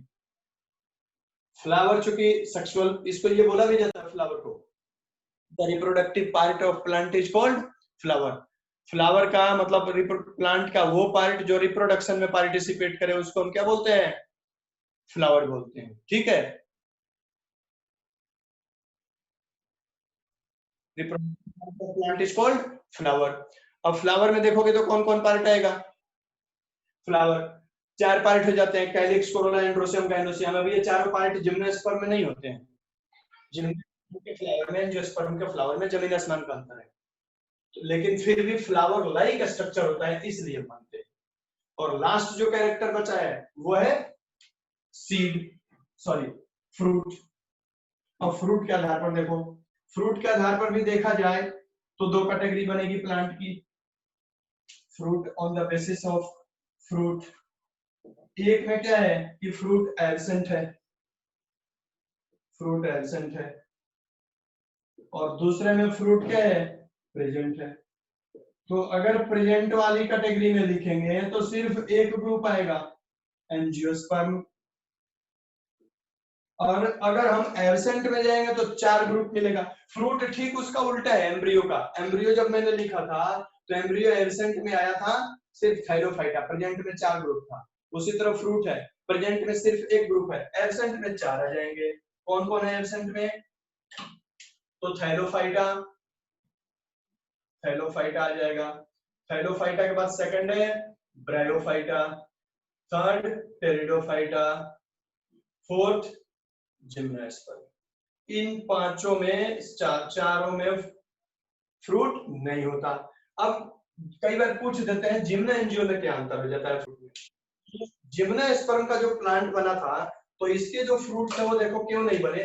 तो जिम्नोस्पर्म में ये खासियत हो गया कि ये इसके जो सीड थे वो नेक्ट होने का रीजन ये हो गया कि ये इसके ओव्यूल इस तरह से बाहर थे, ओव्यूल के ऊपर कोई कवरिंग नहीं था। ये ओव्यूल है, पढ़े होंगे तुम लोग कि ओवरी से फ्रूट बनता है और ओव्यूल से सीड बनता है। और जो एंजियोस्पर्म है उसमें क्या हो गया कि इस तरह से ओवरी थी, ओवरी के अंदर ओव्यूल थे, यानी कि ये ओवरी हो गई ऊपर, थैलमस हो गया, ये गाइनोसियम हो गया, और इसके अंदर ओव्यूल होता है। और इस तरह से इसके स्ट्रक्चर होते हैं। अब ये बाहर वाली हो क्या हो गई? ओवरी हो गई, अंदर वाले क्या हो गए, ओव्यूल हो गए। तो ये पूछा जाता है कि आखिर इसमें फ्रूट क्यों बना या इसमें नहीं बना, इसलिए नहीं बना because in angiosperm ovule do not covered with wall of ovary, while in angiosperm ovule is covered by ovary wall. After fertilization ovary wall change into fruit and ovule change into seed. तो इसमें भी seed ovule से तो बन गया, यहाँ भी seed ovule से बन गया, लेकिन एडिशनल क्या बना कि ओवरी ने क्या बना लिया, यहाँ पे फ्रूट बना। तो अगर कोई पूछ दे कि फ्रूट एंजियोस्पर्म में क्यों बना, तो सीधे बोल देना because their ovules are covered by ovary wall. और जिम्नोस्पर्म में इसलिए नहीं बना because their ovules do not covered with ovary wall. तो इसके ओवरी वॉल से कवर्ड नहीं थे, इसके ओवरी वॉल से। ये था प्लांट ग्रुप का एक इंट्रोडक्शन। अभी तक मैंने जितना बताया वो एक इंट्रोडक्शन था प्लांटी का। अब प्लांटी की 4 कैटेगरी 5 ग्रुप है, थाइलो, ब्रायो, टेरिडो, जिम्नो, एंजियो। इसकी कैरेक्टरिस्टिक अगले क्लास में डिस्कस करेंगे, टाइम ज्यादा हो गया है, ठीक है। इसको यहीं पे पोस्टपोन करते हैं। Okay, that's